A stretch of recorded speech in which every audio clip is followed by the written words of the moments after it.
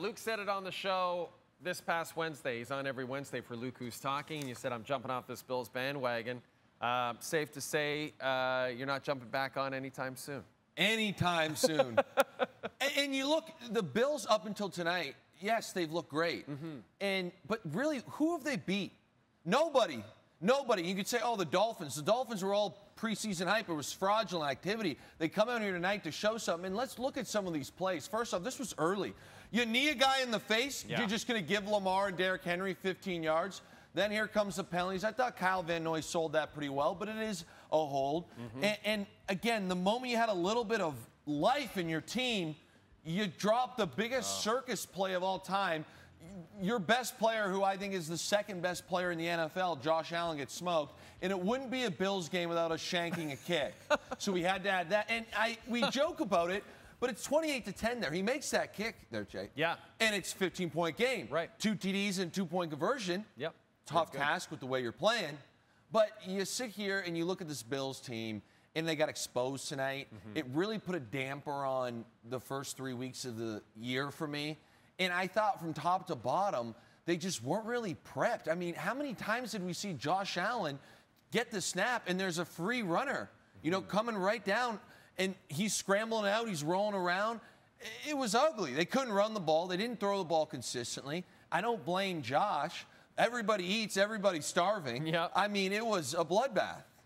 You talked about the preparation.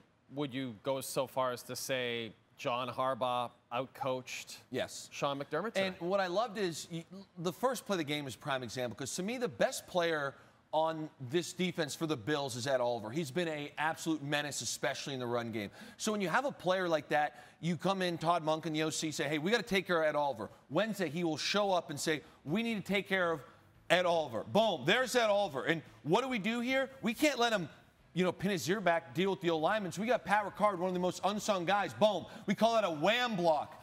And now all of a sudden, we're off to the races. This obviously splits like the Red Sea here, and we're scoring. But what I want to put here in your head, Jay, and for any football fans out there, is think if you're Ed Oliver right now. You are, in my opinion, the best player in this defense. In the first play of the game, you have the best blocking fullback in the NFL, Pat Ricard, blindside you on, again, what we called a wham block. You could call it a trap block, whatever you want to talk. And now, the rest of the game, you're sitting here and you're thinking, hey, I'm clearly targeted. Where am I getting blocked from? Is Pat Ricard coming? Are they going to kind of Olay me again? Do I got a fullback? Do I got an O-lineman?